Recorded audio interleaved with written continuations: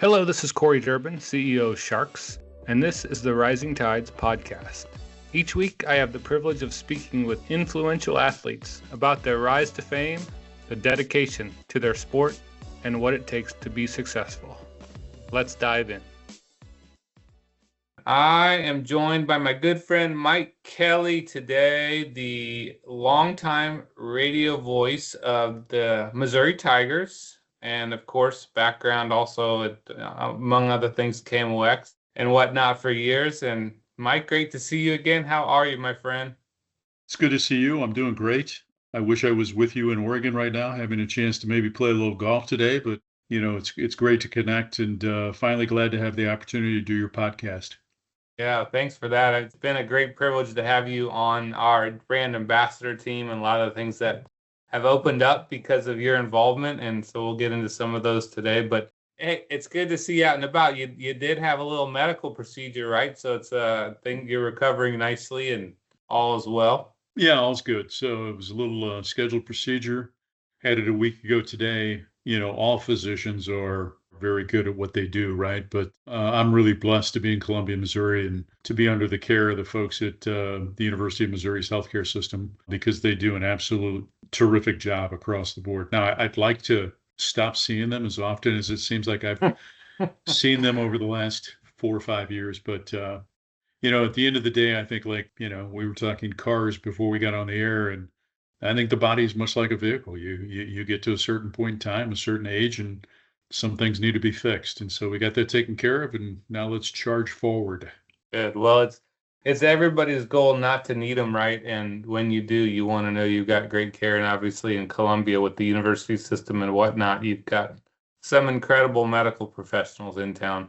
Well, it's amazing, Corey. And I will tell you, I had an experience going back in 2009, and I don't want to bore people with my medical history, but at that point in time, I wouldn't have chosen to go to the University of Missouri's healthcare system for a variety of different reasons, all personal. We moved to St. Louis in 2014, came back in 2019, and the change that I noticed from a customer care standpoint was really a complete 180. And so again, I just feel really, really blessed to have a system like MU Healthcare in your backyard that can really handle virtually any need that a patient may have. Yeah, that's such a good thing. And you've opened the door at the University of Missouri, and the time frame of getting together today is not too long after. We're a week and a half or so removed from the NCAA championship game, the basketball championship game, and of course, Missouri's season ended a couple weeks prior to that. And you had some interesting signings, right, in the last really day and a half here. And it's kind of speaks volumes to what's going on at Mizzou, but it's also indicative of the NIL world, right? I mean, you want to speak to anything that you saw with those two signings, and then maybe a little bit about NIL. Well, candidly, once the season's over, I kind of check out. So I've seen rumblings of, signing a young man that's coming in from Providence and signing a young man from the University of Tennessee who started at James Madison, then to Vanderbilt, then to Tennessee, and now going to finish up at the University of Missouri. It's the wild, wild west. And, candidly for college coaches in this day and age, I don't know how they handle it all because you're not only trying to build a roster, but then at the end of the season, you're trying to make an evaluation, and it works both ways. Who of the players want to stay? Of those players, who do the coaches want to stay? Those are part of the discussions if we're honest with ourselves. It's a coach's job to recruit over the top of you as a player. And so I think at the end of the season, every player starts thinking the same thing. How much playing time am I going to receive? More importantly, how much money am I going to receive? Is that a net positive or a net negative based on the past year? And then are there opportunities outside of this program where I may be able to affirmatively answer both of those two questions in a positive way? And so it's a really, really interesting time in which we live in college athletics. And there are a lot of people that are trying to figure out how do you create an equitable system across the board? How do you design guardrails to ensure that your investment is going to last more than 6 months. And I think those are ongoing discussions that are going to continue to happen. Candidly, what's the future of women's sports? Can they continue to thrive in this era of, revenue share and also NIL? God bless the people that support NIL with their cash, because literally, other than the passion buy, there's zero return on your investment. There's no return, for those that give to NIL, other than the passion of feeling good about supporting the school that they love. And so, again, God bless them for doing that. I just think that it's a point in time where, maybe we're chasing the pot of gold at the end of the rainbow era of college athletics, particularly in football and basketball. And I just think it's going to be, fascinating to see where we go. Yeah, and I mean, you spent some time with me with one of our other brand ambassadors, with Brock Osweiler, and we talk about it that you can't put the toothpaste back in the tube, Yeah. And so what do you do now? Because the way we came out of the gate was it had just swung so far the other way. And, you have the perspective that Brock would have as a former player, and that he also now has from the angle that he sits. And I think it's just, without trying to put words in his mouth, it's just messy. And it's unfortunate because I love college athletics, and as a spectator, as a fan of the University of Missouri and whatnot, you kind of lose a little of the passion that you have for it, because it's really just people wearing a jersey now. Well, it's a business. It's a big business. Yep. And the charm of, going to a football game on a crisp fall morning or afternoon and listening to the band and, enjoying the sights and sounds. I mean, I'm not saying you still can't enjoy that, but I just think the dynamics have changed. And, I remember one of my colleagues at KMOX, Dan Deerdorf, obviously a great offensive lineman for the St. Louis Football Cardinals, who played at the University of Michigan, member of the NFL Hall of Fame, also obviously an unbelievable broadcaster, having worked for years for CBS and ABC, doing Monday Night Football along the way. I remember him saying that when he was a student back in the 60s at the University of Michigan as a football player, they were the only people on campus who had a full-time job that couldn't get paid, right? And so now if you think about it, what we've done in the last several years from a student athlete empowerment standpoint is that we've taken it and we've gone from here all the way over to here. And Brock is quite right. I mean, right? The horse is out of the barn.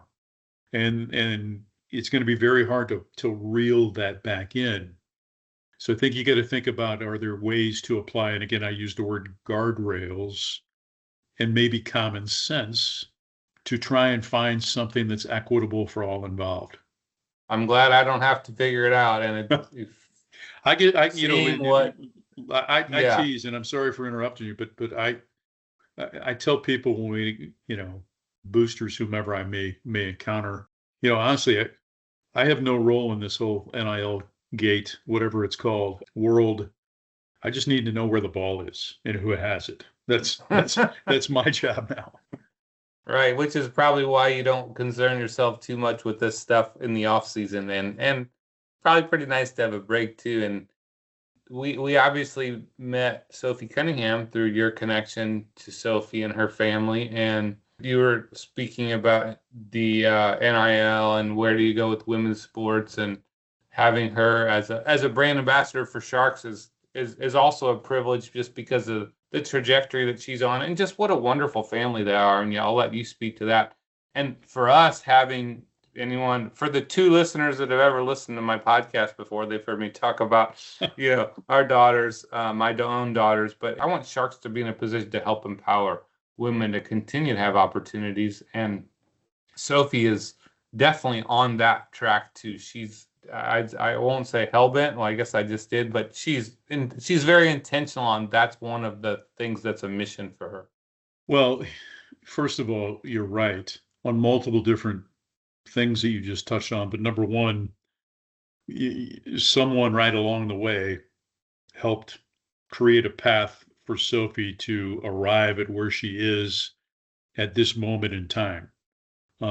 God, first of all, but her mom and dad and her family and those that she was surrounded, that unbelievable support group that supported her and Lindsay from the word go to, you know, becoming not only a star at Rockbridge High School in Columbia, but then certainly moving on and becoming a McDonald's All-American that just goes down the street, right, to the University of Missouri. And that's not easy, when you have those type of credentials coming out of high school and you're staying at home and there's a level of expectation, but she more than delivered, from day one in trying to put Mizzou women's basketball onto the map, from a national standpoint, and more than 40 points her first game, as a freshman, and historic matchups against South Carolina and just the wins in the NCAA tournaments. And then to see the opportunity present itself to her. And I think we all want opportunity for those that work hard to try to hone their skills, right, to get that next shot, and to see her have the opportunity to move on into the W and be able to lay a foundation for her career in Phoenix, and then to have the stars match up and get someone who was the general manager of Indiana, who used to work at Columbia College in Columbia, Missouri, and decide that she had to have this kid from Columbia on her team with a Caitlin Clark and Alexi Hull and others. I mean, it's just wonderful. And then I really just give Sophie credit for seizing upon the opportunities that were in front of her within the last 12 to 18 months. And, to be able to understand how to seize upon those different things and become this really driving force, if you will, that she's become from a branding standpoint, from a marketing standpoint, but not losing her soul, right, in terms of who she is. And so, it's just so cool to be able to reconnect with her and be involved with her in a project like Sharks. And we both very much believe the same thing, that we're here to help people. We want to try and help as many people as we possibly can. And you have helped reconnect us, but also to be able to help provide an avenue that whatever we can do to help others comes to the forefront. Well, thanks for saying that. And just to go back to your point about the connection that happens from, I think you were referring to Indiana's chief operating officer, Amber Cox, I believe. Right. And do you know Amber personally from your time in Columbia? No, I know who she is. I remember her at Columbia College. Our paths really never crossed. But, I can remember Corey when I believe she might have been in sports information at Columbia College, and getting releases from Amber when I was in kind of a local media role in Columbia back in the late 90s and early 2000s. Yeah, it's an interesting world where, as you said, a woman who's now high up with the Fever has the Columbia connection. And, it's not so much taking care of your own, but it is the connectivity that sees the value in people because you had proximity. So now that has led to the opportunities that are developing for Sophie. And having spent quite a bit of time with her recently, I'm excited for her that she's staying at Indiana, because they've got a chance to make a heck of a run. And I think with the trajectory that she is on, it seems like it only has a chance to continue to go up, and more so with her staying at Indiana. I don't know if that's your sentiment as well. But well, yeah, I agree. And I think the other thing too is that she's well positioned because of the team that she's with, right? Her agents who have done a very, very good job of helping her to find her space. Yeah, what a great group of people. Yeah. In that arena, right? Because it's a much different arena than the one in which she plays. And so, yeah, it's just a neat story. I mean, and again, I just feel so fortunate to my daughter Megan went to high school with Sophie, and so to be able to connect on that level again is just kind of fun. It's been neat to get to see her again.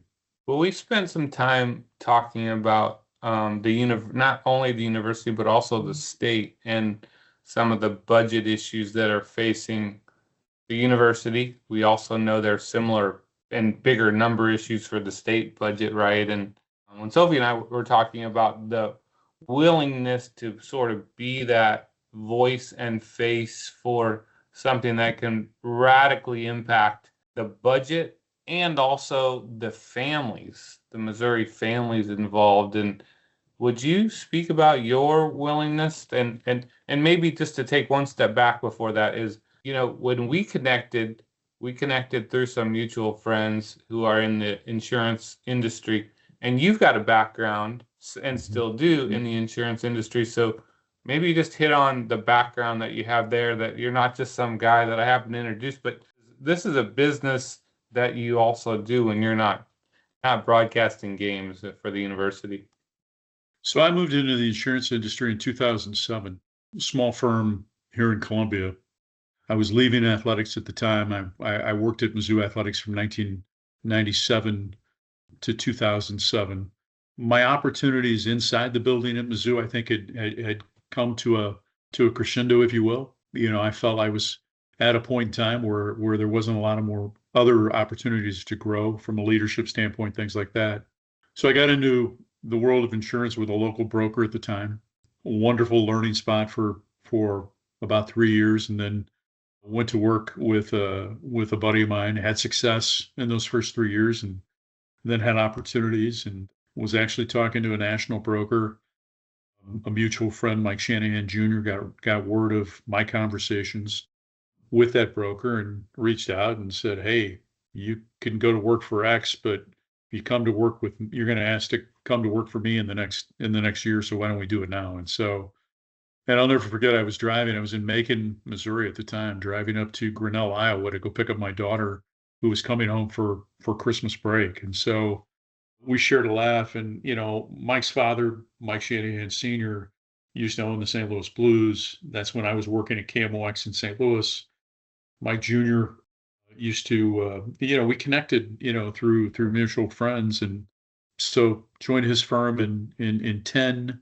And, we sold to a company and merged with a company called One Digital, which is based in Atlanta. And so I'm currently a senior client executive for One Digital Insurance. And so, yeah, so we had some mutual friends that connected the two of us. And, the conversation kind of went like this. They asked me to go to lunch a year ago, probably around this time of the year, and said, "Do you know anything about sharks?" I'm like, "No, I don't." "Well, let me tell you." And your dear friend Curtis Anderson kind of laid it out on the table and said, "Would you like to meet Corey Durbin?" I'm like, "Absolutely." I'm a people person. I love to meet people, and I love to hear their story, and I love to, understand why they're successful and what makes them successful. I tell young people all the time, every conversation that you have is a networking opportunity. You don't know where that conversation or that encounter is going to benefit you down the road. And so we got together, and, the more and more I got to know you as first Corey, the person, and not the business owner, the more and more, I just became willing to do whatever I can to help you grow this business. And so that's kind of the background of our relationship. And I've told many people that it's been such a blessing to call you a dear friend. And in January of this year, to be able to go out and go to Phoenix and be a part of your conference there. Meet not only additional members of your team, because I had met Paul before, as you know, with meetings and things like that we had with prospects, but to meet other members of your team and the broker community in which you work. It was even more of an experience for me of, this is the right thing at this stage in my life for me. And so, one of the things I didn't tell you that I have no problem sharing on this platform is, one of the first things you said when you offered the opportunity to come to Phoenix was, bring your wife. There's not a lot of people that do that, Corey, from a business standpoint. A lot of times the spouses get kind of pushed off to the side, and so I thought that in itself was a real, neat opportunity. And then to be able to connect Lori and Summer and see those two kind of create a relationship. It's been fun. It really has been. And, again, learning how Sharks has benefited the lives of people. And you've heard me say this before in meetings. And so This is not going to come out of left field, but one of the people that we were with initially was Drew Smith, who is the president of the Columbia of the region of First State Community Bank, in which Columbia resides. And he talked about having on his calendar meetings with sharks, that one of his people that works with him saw that on his calendar and said, "Can I share my story with you about my experience with sharks?"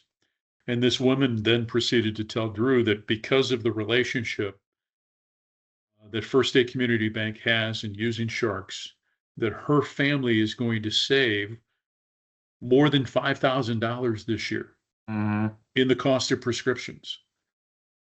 In this day and age in which we live, that's real money no matter what the circumstances are, right? But particularly now as we move into, mid-April of 2026. And so, to just see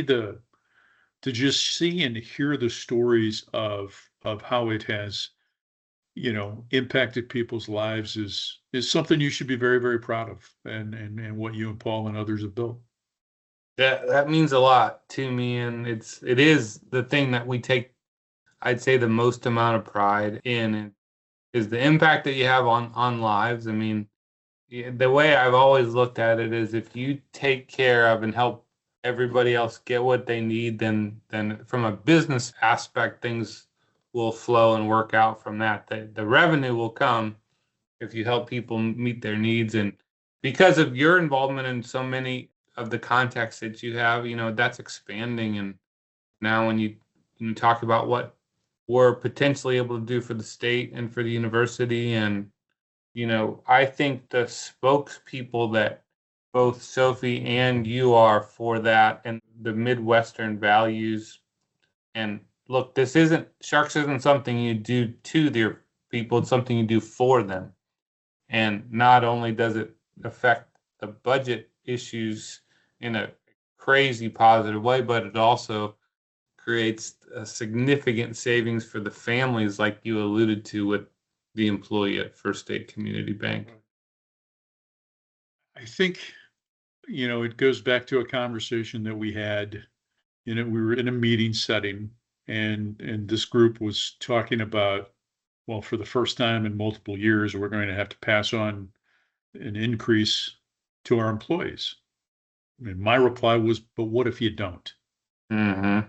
What if you don't have to, because of the opportunity to partner with sharks and to save on these prescriptions for your employees? And so, yeah, I think, you mentioned, Midwest values. I don't know if I can properly frame that, right? All I can do is from my standpoint say, kind of, this is who I am. I mean, I am a product of a Marine. My dad was a Marine in World War II, and he had a very exacting set of standards. How about that? That he that he would ask that you live by. And among the little things that I think have helped me in life moving forward is, if you want another man's attention, you look them in the eye and you make eye contact when you're having dialogue. Another man's time is more valuable than yours. There's never a penalty for being early. And so just little things like that. I think I bring that up because I think that plays into that Midwest value aspect that maybe you refer to a little bit. No, that makes sense to me. You've been doing what you've been doing for a pretty long time now on the broadcast side, and I assume it's still something you have fun doing, or you wouldn't be doing it. And how about some of the moments that you remember from your time calling games, whether it's football or basketball, or maybe one or a couple of each? Can I go back to the beginning? Oh, Right. Yeah, you go back wherever you want. So I've been so blessed, Corey. I've been so fortunate. I've had the blessing of doing the last 32 seasons of the University of Missouri's football games, play-by-play voice for the last 32 seasons. I have not missed a game since the start of the 1994 season. So that's 396 consecutive games. And so the dear Lord has blessed me with opportunity, but also with the health to be able to do my job and to show up to do my job.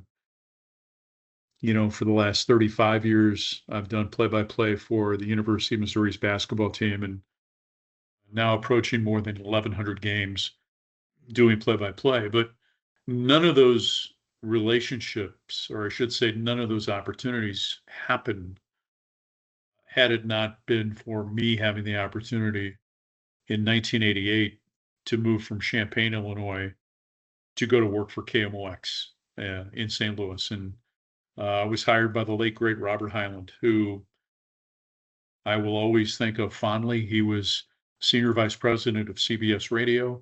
He was the general manager of KMOX. He was considered the classic workaholic. There was a story in the Chicago Tribune years ago by Bob Greene, who was a terrific columnist, and it called Robert Hyland the classic workaholic because it was not uncommon for him to get to the office before midnight and work through 5 p.m. the next day. Mm-hmm. And a lot of it from midnight to 6 a.m. was on his civic obligations to the city of St. Louis. He was involved in so many different things, from civic progress to charitable foundations to hospital boards, etc. And so, in April of 1987, I was working in Champaign. The football Cardinals were leaving the city of St. Louis to go to Phoenix, and there were going to be a couple of openings on the sports staff. Prior to that, for the last 2.5 years, I had spent my time as a correspondent on Illinois sports for KMOX, which means that anytime anything happened regarding the University of Illinois sports, I would do reports on the air for KMOX, send them audio, things like that. And they had a chance to critique my work. And I never asked for a dime for 2.5 years. So then I get the opportunity, and I get a call from a guy named Ron Jacober, and he said, "Would you like to come in and audition?" So I came in on an April evening over the weekend. I auditioned. I'm driving back to Champaign. I get to Champaign, and again, the back to the thing about you never know where those relationships are going to come into play and those networking opportunities. If you go back to 1985, the Chicago Bears are practicing before the Super Bowl in Champaign because the University of Illinois had a bubble over its stadium. There was a news conference at Jumer's Castle Lodge in Urbana, Illinois, and there was this big booming voice on one side of the room, and I recognized it as my friend Jim Holder, who was at KMOX. And so I went to Jim and I said, "Hey, I want to work at KMOX." And he said, "Next time you're in town, come see the radio station." And so then that led to becoming a correspondent and then getting a chance to audition. Go back to Champaign. I called my friend Jim and I said, "How do I get the job at KMOX?" This is after the audition. He says, "You got to get to Hyland." "How do I get to Robert Hyland?" 314-444-3201. And I made and he said, "You got to get to him before 6 a.m. Because if you don't get to him before 6 a.m., he's going to get involved in CBS business because he goes to Mass at the old cathedral every day, and then he's in his CBS business." And so I set the clock, 4:30 every Friday. Alarm would go off at 4:45. I would call 314-444-3201. First couple of conversations went like this. "Robert Hyland. Mr. Hyland, Mike Kelly calling from Champaign. I just want you to know how much I want to work at KMOX. We're still looking at people." Click. That was the first couple of weeks. Well, it just kind of started getting a little bit better. Got a little bit more of a conversation, a little deeper dialogue, and eventually, he would pick up the calling. Phone. I just kept going every Friday at 4:45. Wow. So finally, he'd pick up the phone at 5:40. This is when I knew I had an opportunity. "Michael, how are you?" And then I was like, "Okay, I got it." So anyway, went to work at KMOX in 1989, late summer '89. Mr. Hyland walked into the office and he said, "You're a young guy with a young family. How would you feel about driving to Columbia every Monday to host this thing called Tiger Talk?" I said, "I'm in." And so that's how my relationship with Mizzou began. Bob Stull's first year as the head football coach at Mizzou, and thankfully we've been, connected ever since. Well, the things that we learn along the way are as valuable, like the process that you have to go through to, even to get that first job at KMOX, and the persistence is those are things that we forget. You look and see where I've said this before, but you can look and see where Sharks is today as a company, and people can be envious of where you are as a company or whatever. Wow, and where you are in your broadcast career. There's a price that has to get paid along the way, and you have to be willing to take a few lumps and persevere like you did in making that phone call every Friday morning at 4:45. It's a circuitous route, right? There's going to be hurdles, and I think an important lesson for people, young people in athletics, young kids that are playing on a team in this day and age, in the business world as well, is Norm Stewart used to always say, "Is it a speed bump or a brick wall?" And then, someone else used to tell me, when you have something that pops up that may frustrate you, a year from now, will it matter? Right? A year from now, will it matter? And so can you take those obstacles and be able to recognize, well, maybe it is a speed bump and it's not a brick wall. And how do I attack this? And then, instead of getting really, really frustrated by something, understand that it's just a moment in time. This too shall pass.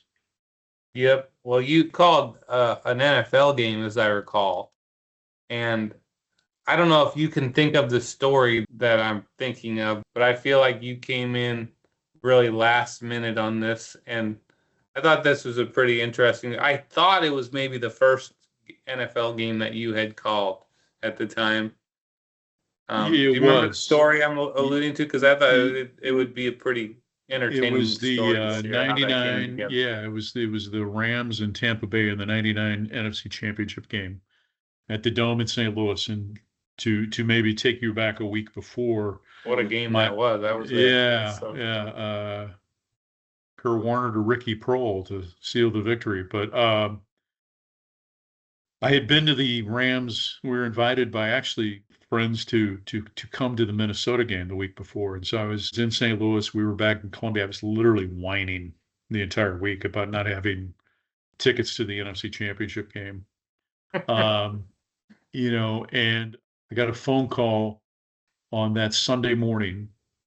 Missouri had played Kansas in basketball the night before, had won. It was Quinn Snyder's first year.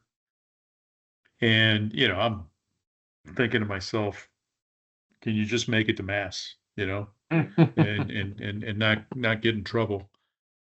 Phone picks up and it's Mike, this is Howard Deneroff from CBS Radio.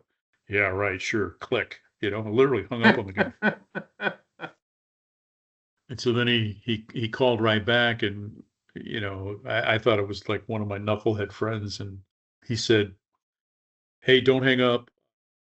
Howard David is supposed to do the game. He was doing hockey last night on the East Coast and is snowed in and can't make it to St. Louis. Can you make it to the Dome in St. Louis to do the game with Matt Millen?" And I said, "Yeah, I think I can do that. I think I can, and again, I didn't have any information on either team other than what I knew off the top of my head. Helped that I'd been there the week before. Certainly living in Columbia, followed the Rams that season. But I jumped in the car and made my way to St. Louis and was able to do the NFC Championship game. And I guess all that Matt whining Millen was paid pretty off. excited to see you, wasn't he, as I recall? Told me, don't interview me. Okay, what does that mean? Don't interview me. Just call the play. Okay, yeah. He was great to work with. He was wonderful to work with, as was the entire crew. And it was a cool opportunity. And I'm just have many fond memories of getting a chance to do that. That game, and that was a thriller. But remember being in that stadium, and I think the collective sigh of relief when Warner connected with Prohl, because what I think it was 11-6 final or something like Yeah, that. it was, yeah, you say, yeah. 11-6, I believe was, yeah. And I think everyone's like, I can't believe that if this is going to end and the highest scoring offense in the history of the league at the time isn't going to score a touchdown in this game. And it was, Tampa, to their credit, was out of control good defensively, and they had a game plan and executed it. But Monty wow, Kiffin's defense. Yeah, Monty Kiffin's defense. They were really good. And you that knew how was good Tampa Bay they would win the Super Bowl, I think a couple of years later. So yeah, but it was a fantastic opportunity, and literally I probably did not do the speed limit coming into town. John Dockery was our sideline reporter, and I was told to meet John at a hotel in Clayton to pick him up at the Ritz and get my credentials, and then you guys will drive down together. And I think that they were planning on me like 2 hours and 15 minutes from Columbia. I think I made it in about an hour 40. Pull into the Circle Drive, and they have to call up to Mr. Dockery's room. He gets in the car and he's like, yeah, did you obey the speed limits? And so I think literally I was kind of floating down Highway 70. very cool. Well, what's the toughest part about broadcasting a game? And is it football or basketball harder? Well, I think they both present challenges. I think football, because of the number of bodies that are on the field at the same time, the number of big bodies, right? I mean, the game has just gotten, the athletes have just gotten bigger and bigger. I think the pace of the game of basketball is a challenge. And again, bigger bodies, a tight area, particularly in the paint. And so, yeah, I think just the number of bodies in football, the pace of the game in basketball can provide challenges. Have you seen basketball or football and the quality of the athlete change more, or would you say that it's pretty similar as far as where it was when you started to how different the athlete is now? Oh, I think it's across the board.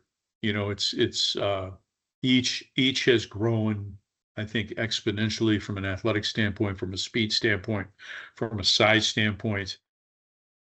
Yeah, and I think it's just goes back to when we grew up, right? I mean, you played everything, right? And I think what's happened now is you see parents that are not only doing the travel sports, which whatever sport that their kid may want to follow, but I think you're seeing now you have the individual hitting coach, or you have the individual strength and conditioning coach, or you have the speed coach, and so I just think that for a lot of reasons that's kind of built a modern day athlete. And I think that the training systems have changed. I think people just have gotten smarter in the way that they train and the way they live, and from a nutrition standpoint, things like that. And I think all of those things come together to create what we have. But I don't think this is a phenomenon that's different to other time periods, right?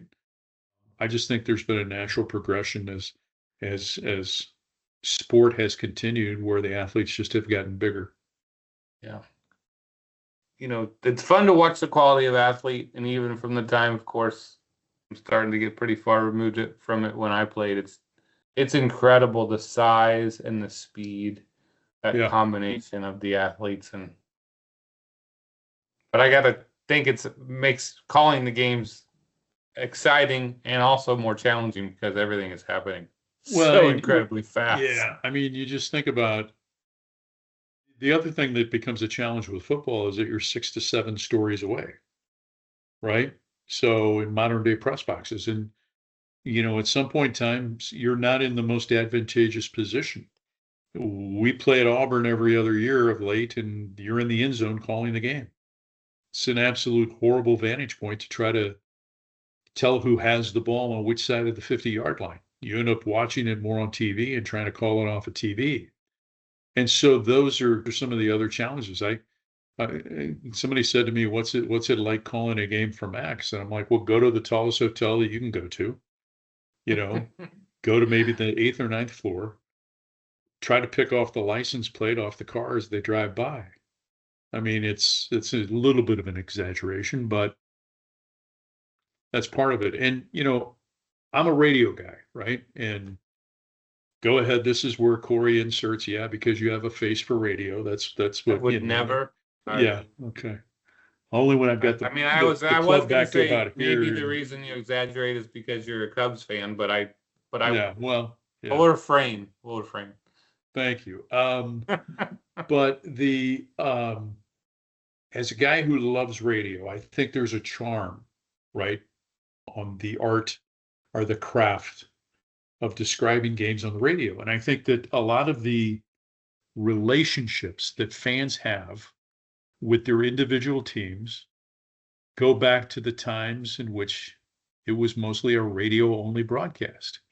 And I worry, as someone who has invested 30 plus years into this, and I'm seeing how, and I understand the need for revenue in this day and age. I completely understand it from a business perspective.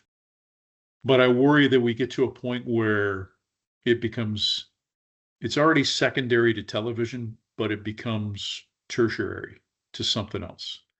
And I hope we can maintain a sense of value to those that make the decisions at an institutional level in terms of placement and opportunities to do games where it matters. Because I think, again, there's a relationship with the fan that goes back for a long time that I suggest, if not was started, was fortified by radio. And so that's my plea for my industry. The beauty of sport growing up and growing up in St. Louis and KMOX, and traveling, and we'd be driving somewhere as a family, and we might be on the way somewhere, maybe to Florida in the south, and it's late at night, and you're on a drive, and you can pick up KMOX in Right. Macon, Georgia, not Macon, Missouri.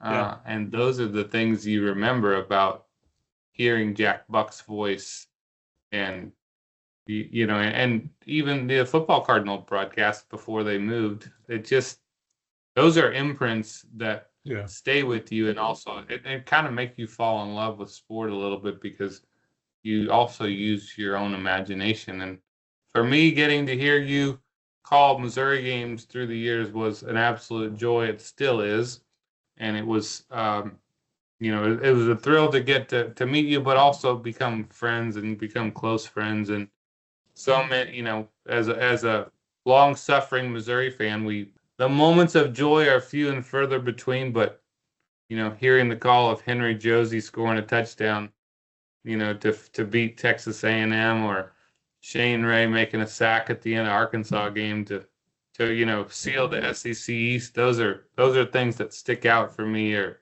whatever. And so you brought a lot of joy for this Missouri fan, and I know many others. So it's been a privilege to listen to you through the years.